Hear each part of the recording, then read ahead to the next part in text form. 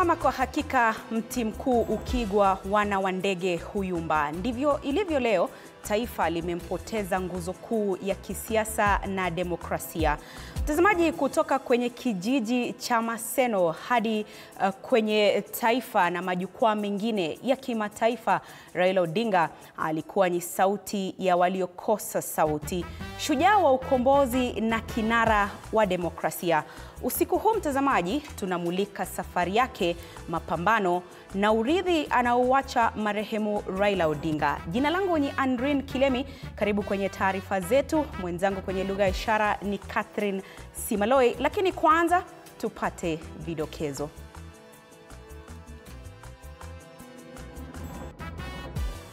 Naam, mtazamaji, tuingie moja kwa moja kwa taarifa. Na ni kuwa mwili wa aliyekuwa waziri mkuu wa Kenya Raila Odinga kwa sasa uko katika uwanja wa ndege wa kimataifa wa Cochin jimboni Kerala nchini India, ukisubiri mipango ya kusafirishwa hadi Kenya kwa mchakato wa mazishi yake. Kinara huyo wa ODM alifariki mapema leo katika hospitali ya Devamatha, jimbo la Kerala, baada ya kupata mshtuko wa moyo.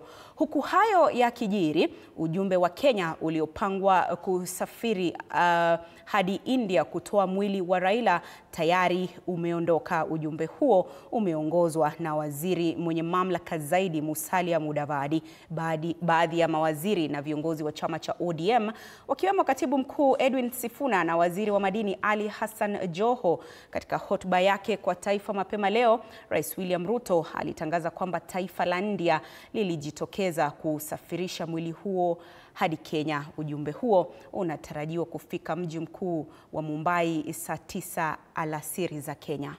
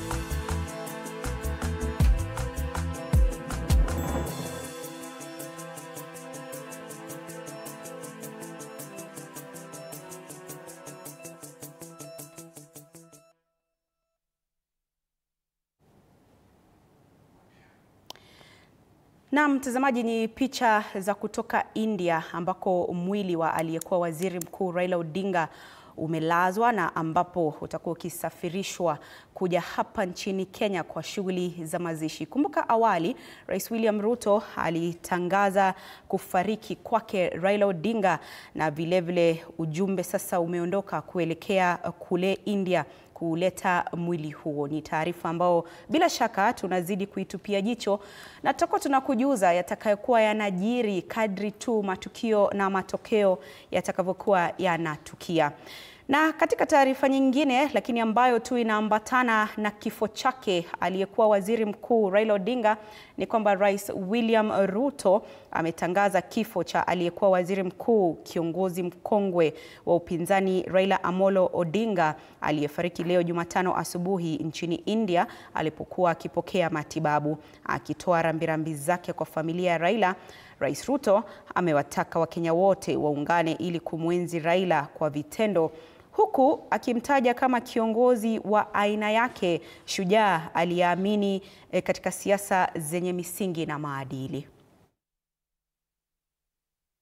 Fellow citizens, it is with deep sorrow that I inform the nation of the passing on of the Right Honorable Raila Amolo Odinga, our former Prime Minister, Kenya's foremost statesman, and one of Africa's greatest sons. Kenya, Africa and the world mourn the passing on of a giant of democracy, a fearless freedom fighter, and a tireless warrior of good governance. Raila Amolo Odinga's name will forever be etched in the story of our republic, a story of struggle, sacrifice, courage, rule of law, hope, and of our pursuit for excellence. For decades, Raila dedicated his life to the pursuit of justice, equity, and freedom. He endured detention and persecution so that this nation might know and enjoy democracy. He championed reforms that gave birth to the rights and freedoms we hold dear today. His voice spoke for the oppressed. His conviction inspired generations, and his vision shaped the course of our history. Raila Amolo Odinga is truly a once-in-a-generation leader, a man whose ideals transcended politics and whose legacy will shape the destiny of Kenya for generations to come. A giant who towered for decades over our democratic landscape. He was a colossus of Kenya's modern politics, an indomitable warrior in our struggle for freedom and prosperity, and a statesman of boundless selflessness. In his passing, we have lost a patriot of uncommon courage, a Pan-Africanist, a unifier who sought peace and unity above power and self-gain, an unceasing servant of the people who gave his all to the promise of a better Kenya.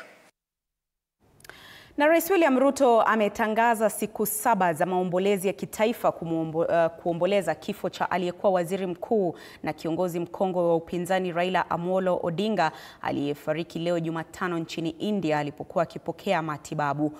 Na kama anavyoarifu mwanahabari wetu Samira Mohamed, Rais William Ruto ametangaza kuwa taifa la Kenya litampa Raila mazishi ya kitaifa yenye heshima kamili za kijeshi.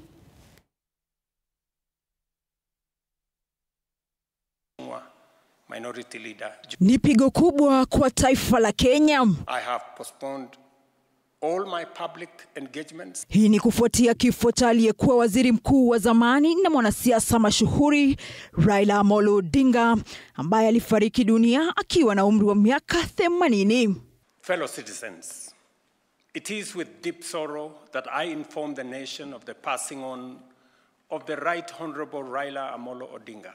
Kufuatia kifo cha waziri mkuu wa zamani Raila Odinga, Rais William Ruto ametangaza siku 7 za maombolezi ya kitaifa kuomboleza kiongozi huyo mkongwe wa upinzani aliyefariki nchini India akipokea matibabu. Katika tangazo hilo, rais aliamuru kuwa bendera ya taifa itapeperushwa nusu mlingoti katika majengo yote ya serikali, kambi za jeshi na ofisi za ubalozi za Kenya duniani kuanzia Jumatano hadi jioni ya siku ya mazishi. I have declared a 7-day period of national mourning, during which the national flag shall fly at half-mast across the Republic of Kenya and in all our missions abroad. Rais Ruto pia alitangaza kuundwa kwa kamati ya kitaifa ya mazishi itakayoongozwa kwa pamoja na naibu rais Kithure Kindiki na seneta wa Siaya Oburu Oginga. Kamati hiyo itaratibu shughuli zote za mazishi ya kitaifa, huku serikali ikituma ujumbe rasmi kwenda India kusimamia usafirishaji wa mwili wa marehemu kurudi nyumbani. Ujumbe huo unaongozwa na mkuu wa mawaziri Musalia Mudavadi na unajumuisha Mama Aida Odinga pamoja na mawaziri Kipchumba Murkomen na Ali Hassan Joho. In consultation with the family, a committee to be co-chaired by the Deputy President, Professor Kithure Kindiki, and the Siaya Senator Oburu Odinga has been set up to coordinate the funeral arrangements. At the same time, the Government of India, at the request of the Government of Kenya, has offered to facilitate the repatriation of the remains of our former Prime Minister. Aidha, Rais Ruto amesema kuwa taifa litampa Raila mazishi ya kitaifa yenye heshima kamili za kijeshi nchini Kenya ambayo itaongozwa na mkuu wa majeshi Charles Kahariri. Our former Prime Minister, Raila Amolo Odinga, shall be accorded a state funeral with all attendant honors. Hii si mara ya kwanza kwa taifa la Kenya kumpa kiongozi wa kisiasa mazishi yenye heshima ya kitaifa. Itakumbukwa pia aliyekuwa makamu wa rais kijana wa Malwa, Rais Daniel Arap Moi na Mwai Kibaki walipewa mazishi ya kitaifa yenye heshima kamili za kijeshi. Samira Mohamed, Runinga ya TV 47, Nairobi.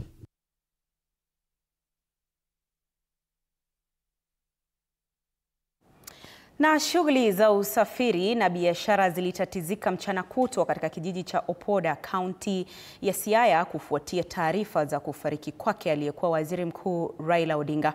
Maelfu ya waombolezaji wakiongozwa na gavana wa Siaya James Orengo walimwomboleza Odinga kama shujaa ambaye alijitolea mhanga kuhakikisha ustawi wa taifa.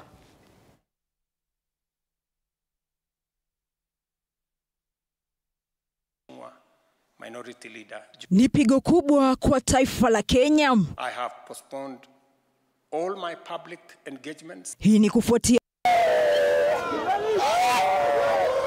kilio, mayowe na majonzi yaligubika kijiji cha Opoda huko Bondo, kaunti ya Siaya kufuatia kifo cha aliyekuwa waziri mkuu Raila Odinga. Kumwamkia leo asubuhi kuangalia simu nikapata baba yetu ambao tulikuwa tunampenda sana ambaye anaitwa Raila amefariki. Tulikuwa na huzuni, hata chai hatukupika nyumbani, hatujakunywa chai hata paka saa hizi. Mimi nafanya biashara hapa Bondo, niko na duka. Hiyo duka yangu sijaifungua kwa sababu naona ni kama nimepoteza mzazi wangu, nimepoteza baba yangu ambao nilikuwa napenda na moyo wangu yote. Wakiwa wamebeba matawi mabichi, maelfu ya waombolezaji walifika nyumbani kwake marehemu Raila Odinga wakimtaja kama shujaa wa ukombozi, sauti ya wanyonge na kinara wa demokrasia. Aidha, kifo chake Odinga kilizua msongamano mkubwa, shughuli za usafiri na biashara zikitatizika kwa muda katika eneo hilo la Bondo. Hakuna biashara inaendelea. Hakuna kitu chochote inaendelea hapa Bondo. Watu wako na uchungu, maduka zimefungwa, hata transport haiendi through. Wakati huo huo, gavana wa kaunti ya Siaya James Orengo, ambaye amekuwa miongoni mwa washirika wa karibu zaidi wa Odinga, amemwomboleza Odinga kama nguzo ya demokrasia ya Kenya na dira ya kizazi kilichopigania haki. Words fail me to express the shock, the deep sorrow and the immeasurable grief at the news of the untimely passing of my brother, my friend, my party leader, a statesman, and a towering figure of Kenya's second liberation. Katika ishara ya heshima, Gavana Orengo alitangaza kusitishwa kwa shughuli zote za kisiasa, kibiashara na kijamii zilizoandaliwa na kaunti ya Siaya, ikiwemo mkutano wa kimataifa wa uwekezaji wa Siaya uliokuwa ukiendelea. Na jua linapotua leo Jumatano, eneo la Bondo na taifa zima linasalia kimya, likiomboleza kifo cha shujaa aliyekuwa mstari wa mbele kupigania demokrasia. Na hayo yakijiri, wingu jeusi limegubika taifa la Kenya hii leo kufuatia kifo cha waziri mkuu wa zamani na kiongozi wa chama cha ODM Raila Odinga. Taarifa za kifo chake zilisambaa kwa kasi kote nchini, lakini huzuni kubwa zaidi ilishuhudiwa katika ngome zake za kisiasa za Kisumu na Homa Bay. Shughuli za biashara zilisimama huku maelfu ya wananchi wakimiminika mitaani kumuomboleza mtu ambaye wengi walimtambua kwa jina moja tu, Baba. Mwandishi wetu Violet Auma anatueleza jinsi taarifa hizo zilivyopokelewa katika eneo la Kisumu na Nyanza kwa jumla.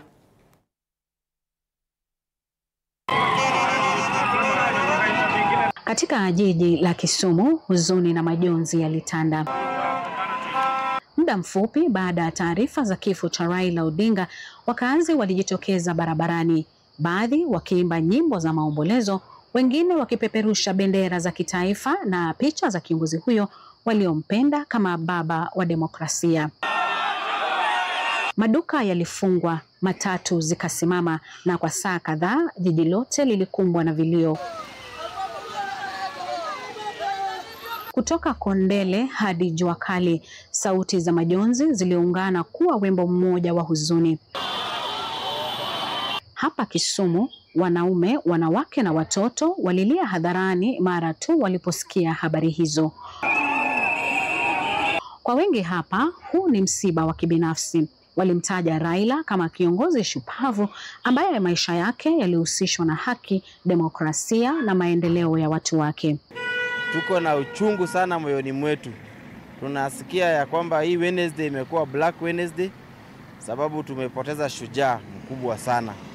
Vilio na majonzi viliendelea hadi alasiri, ishara ya uchungu mkubwa wa kumpoteza mtu ambaye kwao hakukuwa tu mwanasiasa bali alama ya uvumilivu, kujitolea na matumaini. Katika kaunti ya Homa Bay, wakazi walikusanyika katika vituo vya miji wakiimba nyimbo za kumbukumbu na umoja. Walimtaja kama mpatanishi, mtu ambaye licha ya kushindwa mara 5 katika kinyang'anyiro cha urais, aliendelea kuchagua mazungumzo badala ya migawanyiko. Sijui nianze na wapi, sijui nimalize na wapi. Sisi ni watu wa ODM, sijui nianze na wapi. Niko na huzuni. Baba. Very grieved with this death of Raila Amolo Odinga, as he was a very devoted leader. We as Luo community, we are very grieved with this death. Until now, we call it Dark Wednesday because everything has been stopped in the town. Everyone is mourning for Raila. Hatuwezi sema chochote. Tuko na huzuni sana, tena huzuni kwa Kenya yoyote. Wengi walikumbuka handshake zake za kihistoria ambazo zilileta utulivu katika vipindi vya misukosuko ya kisiasa.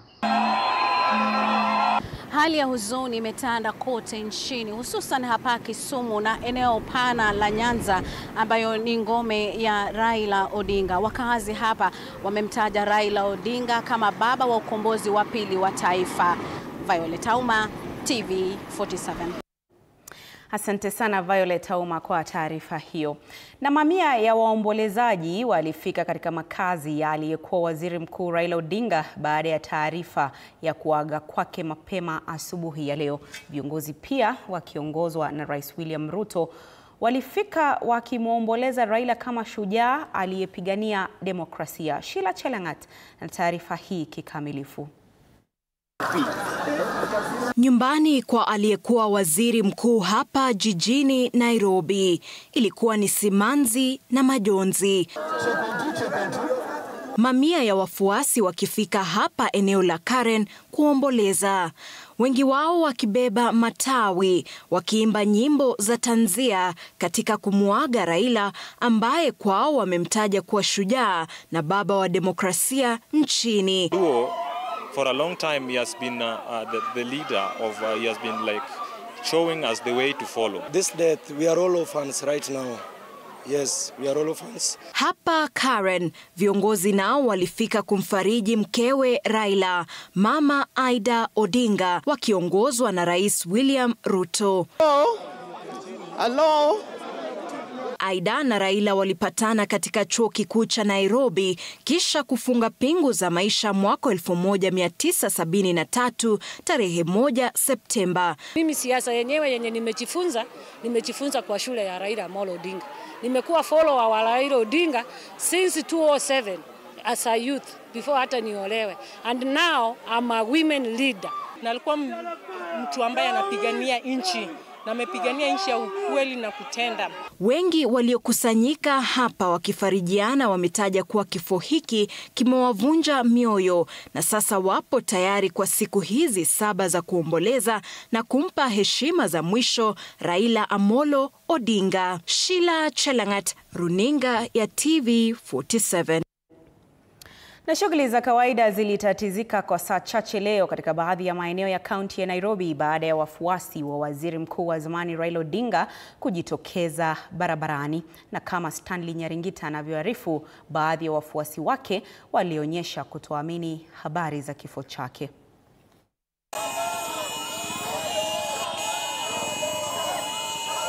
Maombolezi ya wafuasi hawa wa waziri mkuu wa zamani Raila Odinga ilishamiri katika barabara hii ya Ngong pindi tu habari ya kifo chake kuenea.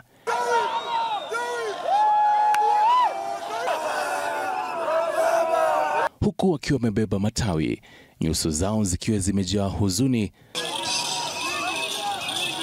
Wafuasi wake kutoka maeneo tofauti ikiwemo Kibra walitatiza usafiri kwa muda. Lengo lao kuelekea kwenye makao makuu ya Raila ya Karen. Kwenye barabara ya Outer Ring, wafuasi wake Raila walijitokeza kwa wingi, wengine wao wakionyesha kutoamini habari za kifo chake Raila. Tunataka serikali ituambie tu kweli. Raila ako wapi? Mimi najua Raila anakuja. Najua baba is coming. Najua baba ako hai. Hakuna siku tumesikia Raila amekufa. Na huyu jamani kama alikufia tu hapa Kenya. Sisi tunataka kujua ukweli ya kifo ya Raila. Baadhi ya vijana vile walitumia fursa ya uombolezaji kuwauzia madereva pamoja na wapita njia matawi. Ukiwa na watu wasipigwa na mawe. Inaonesha inaomboleza baba. Inaenda tupata tu ya kumanga tu tusiwaibie. Matai moja tu choani. Msafara wa uombolezaji huu aidha ulitatiza usafiri kwenye barabara hii ya Outer Ring kwa saa chache baada ya kundi la vijana kuanza kuwarushia mawe madereva barabarani. Vilevile wafanyabiashara wengine walifunga mahala pao pa kazi ili Raila. Wafanyakazi wangu walisikia hivyo mpaka wakazunika, wengine walirudi kwa nyumba, wengine wameenda Karen. So ni jambo imetushika na butua sana. Wakati wametangaza kifo cha Raila, mambo imeenda tu vibaya, hata ukiangalia hali imekuwa mbaya, hata duka tumefunga, wafanyikazi wameenda, tunashindwa kutakuwa namna gani. Maafisa wa usalama aidha walishika doria katika maeneo hayo ambayo wafuasi walijitokeza ili kuzuia uharibifu wa mali. Stanley Nyaringita, TV47. Na Wakenya katika kaunti mbalimbali hapa nchini wamejitokeza kumuomboleza aliyekuwa waziri mkuu Raila Odinga. wa Kenya wanalia kuwa kifo chake kimekuwa cha ghafla mno, huku wakilalamika kuwa hawajui wafanye nini kwani Raila amewaacha bila ya kuwapa mwelekeo.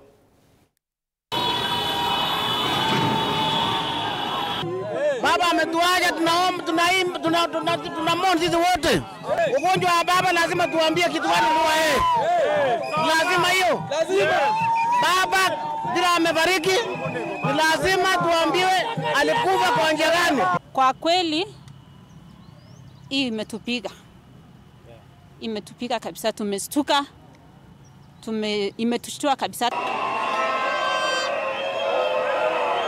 Lakini kama wangetuonyesha njia ya kupumzikia, tungeifuatilia hapo. lakini hajafanya makosa, lakini baada hako sawa. Alifanya makosa. Hakufanya makosa. Makosa ni yale yamefanyika hivi. Ameaga akatuacha kwa hewa. Mungu amlaze mahali pema.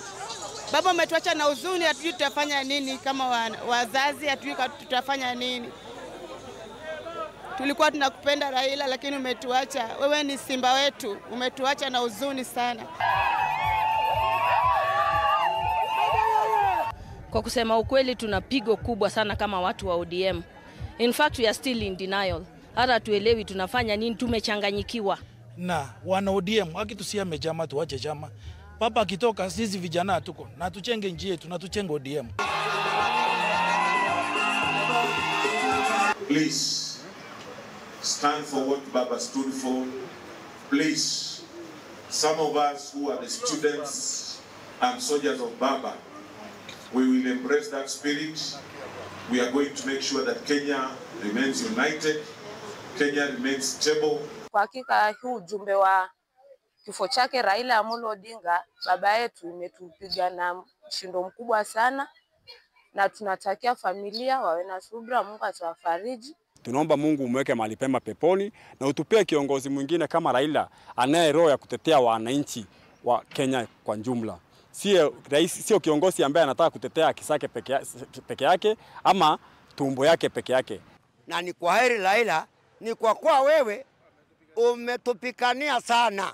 Na kama tutasalia ndu mengine kama Raila, itakuwa mzuri. Na najua amekufa na heshima kama mwananchi shupavu katika taifa letu. Bahati mbaya hakuweza kuona sherehe za mashujaa katika taifa hili, lakini nafikiri tukisherehekea hiyo siku 20th October tutamkumbuka Mheshimiwa Raila kama shujaa wa taifa letu. Mtazamaji, Raila Amolo Odinga ambaye wengi walimjua kama baba amefariki akiwa na umri wa miaka 80.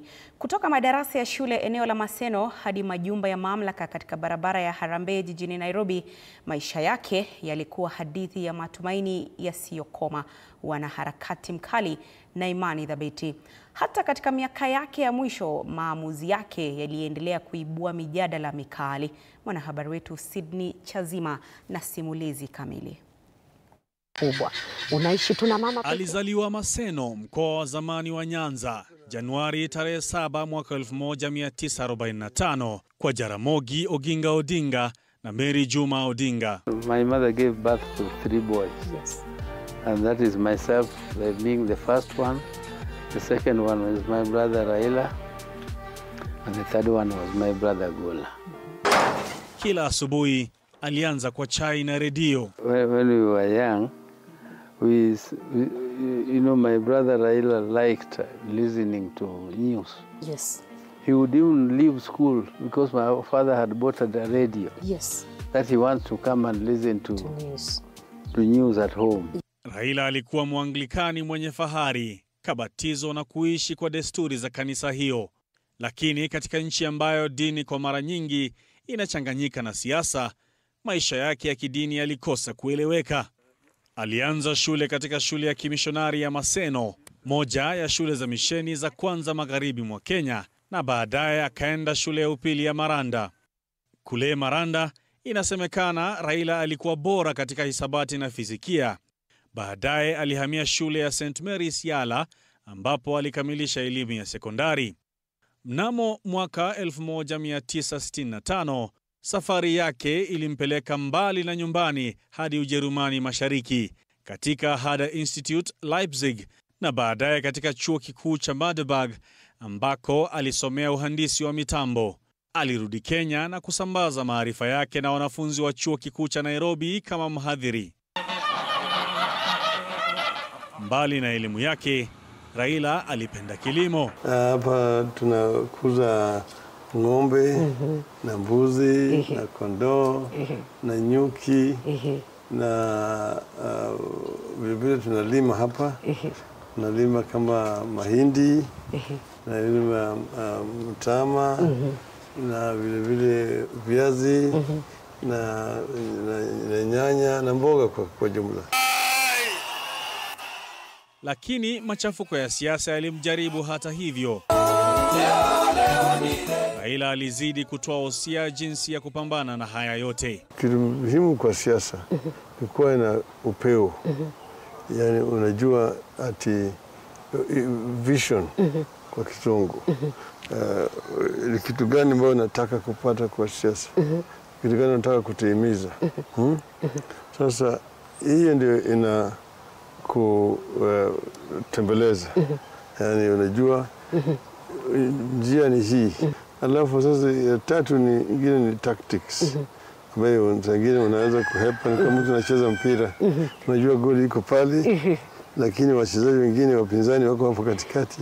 Vijana fire! Vijana fire! Kwa miongo, Raila amekuwa kielelezo cha siasa Kenya. Mchapakazi bila kuchoka kwa demokrasia, haki za kijamii na haki za walio wanyonge. Vijana msilale. Alihamasisha vizazi kupitia wanaharakati, maandamano na uongozi.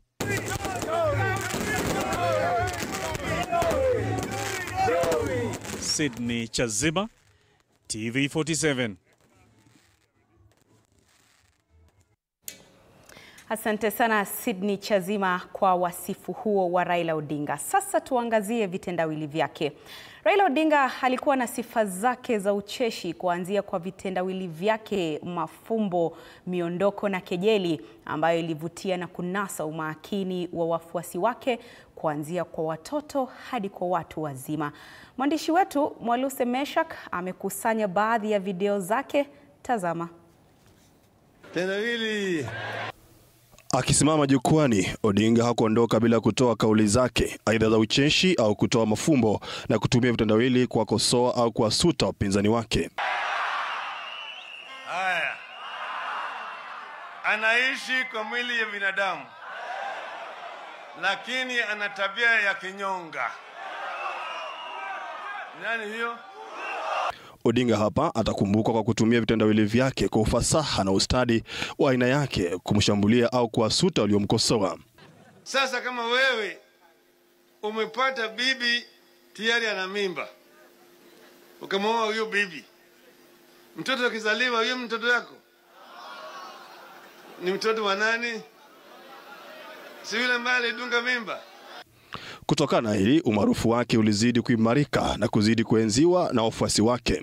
Naokelewa usida na ni tajiri, hiyo ni mali ya umma, wameiba toka kwenu jame, wape hiyo pombe yao, wakileo wakitapika ni shauri yao.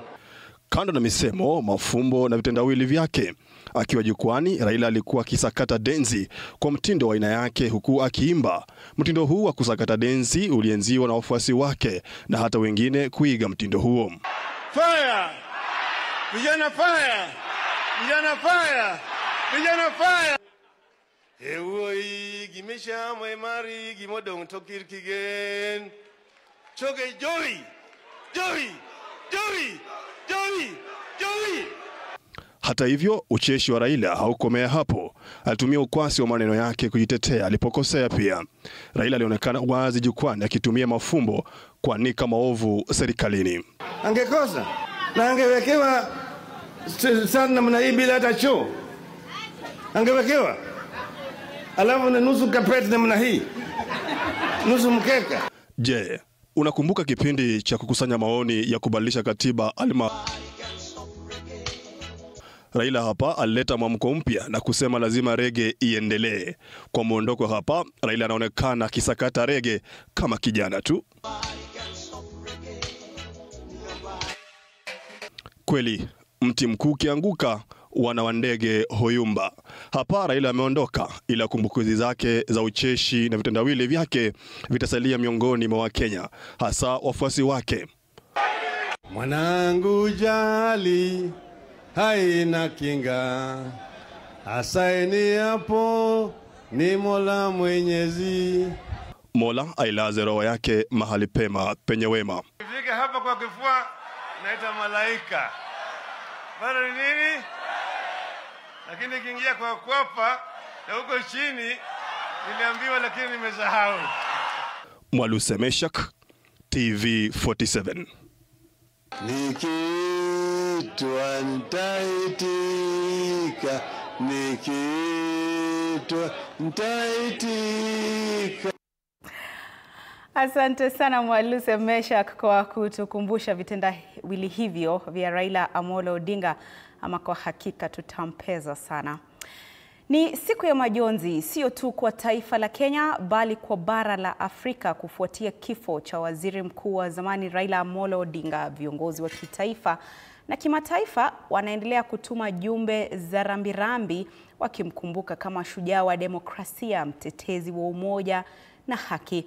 Rais mstaafu Uhuru Kenyatta ameonyesha masikitiko yake akimrejelea Raila kama rafiki wa karibu, huku Umoja wa Afrika ukimtaja kuwa kiongozi aliyeamini katika mshikamano wa bara hili. Mwandishi wetu Muthoni Brenda ameangazia jumbe hizi na hisia kutoka kwa viongozi mbalimbali walioguswa na msiba huu.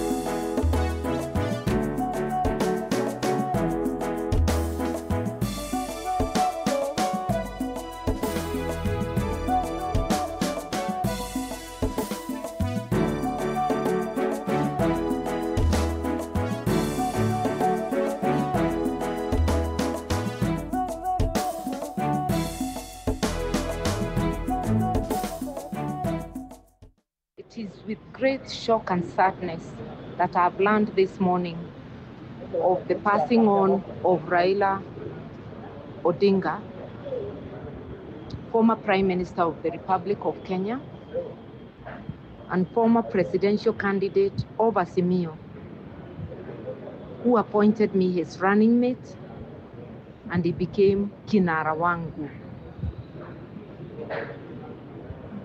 Raila has most of his life fought for the liberation of the people of Kenya and the people of Africa. His life is synonymous with the struggle for total liberation of the people of Kenya, for speaking truth to power. We worked with him for over 3 decades, most times on the same side, but at times as opponents. But one thread remained common throughout: our commitment to free Kenyans, economically, socially, and politically.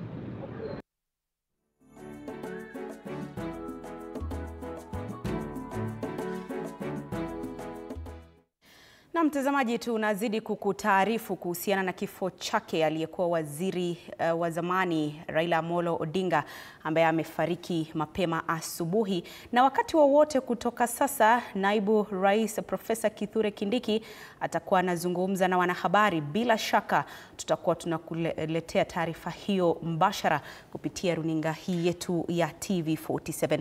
Lakini sasa tuzidi kuangazia baadhi tu ya viongozi ambao wamemuomboleza Raila Amolo Odinga. Na awali gavana wa Siaya James Orengo alimuomboleza kwa njia hii. Tazama. For the people of Siaya and this region, including the Luo Nyanza and the nation as a whole, We have lost our patriarch, the symbol of our resilience, and the relentless champion of our political and economic rights. These circumstances dictate a review of the ongoing program of the Siaya International Trade and Investment Conference, CITICO. And as such, all the plenary sessions and side events are postponed to a later date. And I emphasize, my heart and the hearts of every one of our family and every citizen of Siaya goes out to you. May the Almighty God grant you the fortitude to bear this immense and irreplaceable loss. Mtazamaji, kando na Siaya, vilevile Kajiado ilimuomboleza ikiongozwa naye gavana huyo Joseph Ole Lenku. Hebu tusikize alimuomboleza kwa njia gani. Fahamu taifa letu la Kenya iko katika hali ngumu kupitia kupumzika kwake aliyokuwa Prime Minister wetu Raila Amolo Odinga. Na mnajua leo ingekuwa siku ya ODM Act 20 celebrations in Kajiado County. Ningependa kuchukua nafasi hii kwa niaba yangu, niaba ya watu wa Kajiado, the Maa Nation, to convey my heartfelt condolences to the family, our President Ruto, the family of ODM, the Kenya fraternity, for this monumental loss. Tunazidi kupokea tu baadhi ya jumbe za rambirambi kutoka kwa viongozi na wananchi wengine. Mtazamaji, tutakuwa tunakujuza tu kadri tutakavyokuwa tunazipokea. Lakini kwa sasa tuzidi kukutaarifu nanyi siku ya majonzi sio tu kwa taifa la Kenya bali kwa bara la Afrika kufuatia kifo cha waziri mkuu wa zamani Raila Amolo Odinga. Viongozi wa kitaifa na kimataifa wanaendelea kutuma jumbe za rambirambi wakimkumbuka kama shujaa wa demokrasia, mtetezi wa umoja na haki. Rais mstaafu Uhuru Kenyatta ameonyesha masikitiko yake akimrejelea Raila kama rafiki wa karibu, huku Umoja wa Afrika ukimtaja kuwa kiongozi aliyeamini katika mshikamano wa bara hili. Mwandishi wetu Mudhoni Brenda ameangazia jumbe hizi na hisia kutoka kwa viongozi mbalimbali.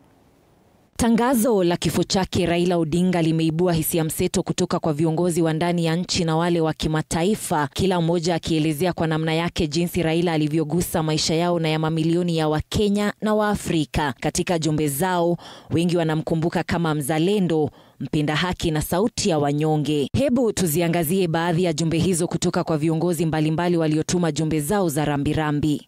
Miongoni mwa walioguswa na msiba huu mkubwa ni Rais mstaafu Uhuru Kenyatta, ambaye amesema nikinukuu, "Moyo wangu ni mzito na roho yangu imebeba huzuni ambayo ni kubwa sana kwangu binafsi. Kwangu Raila alikuwa zaidi ya mshirika wa kisiasa, alikuwa sehemu muhimu ya safari yangu mwenyewe. Katika sehemu fulani ya safari hiyo tulikuwa wapinzani wa kisiasa na mara nyingi uzito wa upinzani huo ulikuwa mkubwa sana. Hata hivyo, katika miaka ya hivi karibuni uhusiano tofauti ulianzishwa wa heshima na uliobuniwa kwa msingi wa uzalendo wetu. Alikuwa mpinzani mwenye nguvu, lakini alikuwa mshirika wa dhamani zaidi. Nimepoteza rafiki na kaka. Nitapeza mazungumzo yetu ambayo mara nyingi yalijawa na changamoto, lakini daima yenye maarifa zaidi." Kinara wa chama cha DCP Rigathi Gachagua naye pia amemwomboleza Raila. Gachagua kupitia mtandao wake wa X aliandikia baba ujumbe akisema, "Kama baba wa demokrasia yetu na shujaa mkubwa wa uhuru wa pili wa Kenya, ulikaa imara na kupigania demokrasia ya nchi ya Kenya.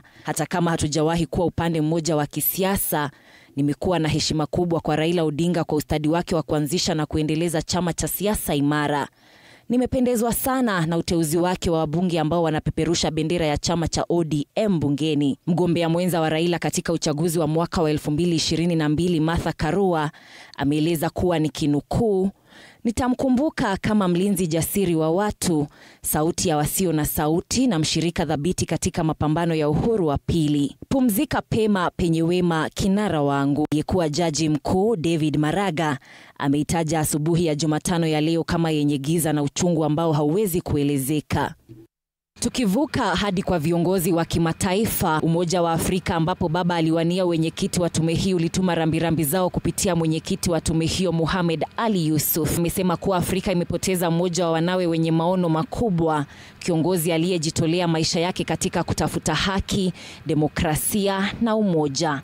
Waziri Mkuu wa India Narendra Modi ameeleza kuwa ni kinukuu, "Nimesikitishwa sana na kifo cha rafiki yangu wa dhati na waziri mkuu wa zamani wa Kenya Mheshimiwa Raila Odinga. Alikuwa kiongozi mashuhuri wa taifa na rafiki wa karibu wa India." Rais wa taifa jirani la Jamhuri ya Muungano wa Tanzania Samia Suluhu pia ametuma rambirambi zake kupitia mtandao huo. Rais huyo wa Tanzania ameandika, "Nimepokea kwa huzuni kubwa taarifa za kifo cha Mheshimiwa Raila Amolo Odinga. Tumepoteza kiongozi mahiri, mwanamajumui wa Afrika, mpenda amani na mtafuta suluhu. Msiba huu si wa Kenya pekee bali ni wa wetu sote. Moja, kwamba Raila alikuwa nguzo ya matumaini." Muthoni Brenda, runinga ya TV47, Nairobi. Asante sana Muthoni Brenda. Tunazidi kupokea baadhi ya jumbe za rambirambi kutoka kwa viongozi wa humu nchini, na sasa tupate kusikia alimuomboleza vipi aliyekuwa gavana wa Nyandarua Francis Kimemia. So ningependa kutoa rambirambi zangu kwa the former prime minister ambaye ni mzee ambaye anaheshimika katika taifa hili. Ukweli useme kuna historia ya Kenya ikiandikwa, hamwezi kuweka Raila kwa footnote. Lazima atakuwa katika mstari wa mbele wa wale mashujaa ambao wamepigania hasa demokrasia na haki za wananchi katika taifa hili. So tulifanya kazi na yeye nikiwa mfanyikazi wa serikali, hata nikiwa PS wa internal security, na baadaye nikiwa head of public service katika serikali ya mzee Kibaki, the former president, third president, na pia the fourth president. Tulifanya kazi na yeye sana hasa wakati wa serikali ya coalition government ambayo iliingia 2008. Ningependa kumkumbuka kama mzee ambaye alikuwa very professional, both professional politician and a professional public servant. Mheshimiwa Raila alichair all the subcommittees za serikali ya Kibaki. Tukimaliza cabinet, ile mambo ambayo tumepitisha ilikuwa ni jukumu ya mzee Raila kwenda kutimiza hiyo mambo na serikali. So na kazi mingi ilifanyika na uchumi wetu ukaenda mpaka 7.3% wakati amekuwa prime minister. Mimi nilifanya kazi na yeye hasa appointment ya ma-PS, appointment ya senior state officials, na pia hata appointment of ministers katika serikali ya mzee Kibaki.